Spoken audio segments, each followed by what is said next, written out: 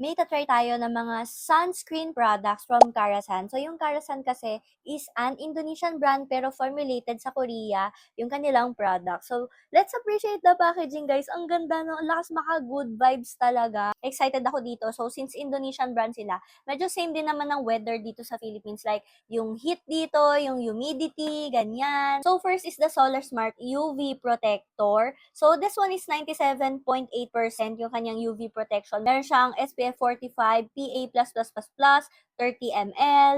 Meron nga pala tong rice extract and CT stem. So, meron siyang anti-pollution. O, di ba taray? Meron siyang brightening effect and also it nourish the skin. So, this one naman is like cloud-like yung kanyang texture and meron siyang 2% of niacinamide. And then, kapag nag-set siya, super lightweight niya, hindi siya malagkit.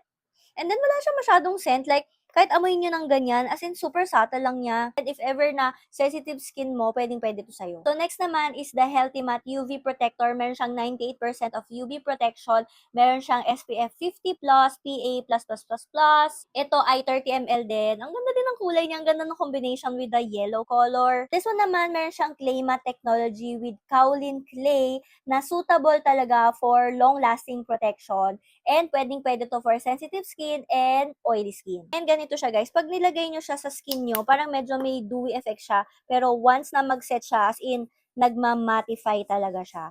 And also, this one is lightweight. Hindi siya malagkit. So, yan o, di ba? Ganyan siya. Nakita nyo, di ba? Parang medyo glowy or dewy siya. Pero later on, makikita nyo, matte talaga siya. Next naman, we have the Solar Smart UV Cushion. Ito yung talagang super tinry ko. And meron akong shade 02 Cream and 03 Fair. So, meron siyang 6 shades. And naisip ko before, nung in-swatch ko siya dito sa aking mukha, sana pala pinili ko yung Natural 04 and Natural Beige na 05.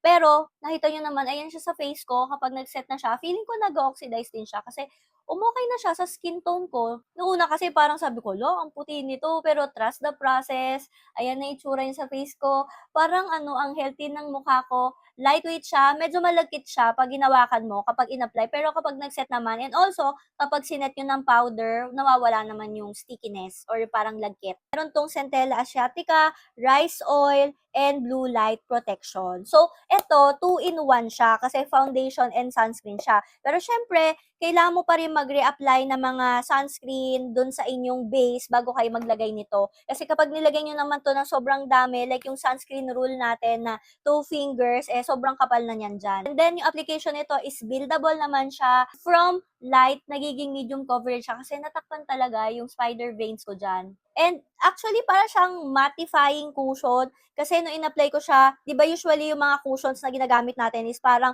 medyo dewy na tignan pag in-apply. Pero this one, hindi siya ganun ka-dewy. So, I think this one is like matte-like finish. Nga guys, napaka-good vibes talaga kasi yellow. Tapos di ba parang tropical, summery yung vibes niya. And then pag in-open nyo na ganyan, may mirror siya. Tapos ito yung puff niya. And then, ganito siya. Nakahiwalay siya doon sa pinakang product natin. So, goods yun. Hindi nakababad yung puff natin doon. At guys, alam nyo, nagulat ako dito kasi pwede nyo to i-reapply. Like, di ba yung sunscreen, every 2 hours kasi siya nire-reapply. So, ito, pwede kang mag-retouch using this. Kaya sabi ko, wow, kakaiba to.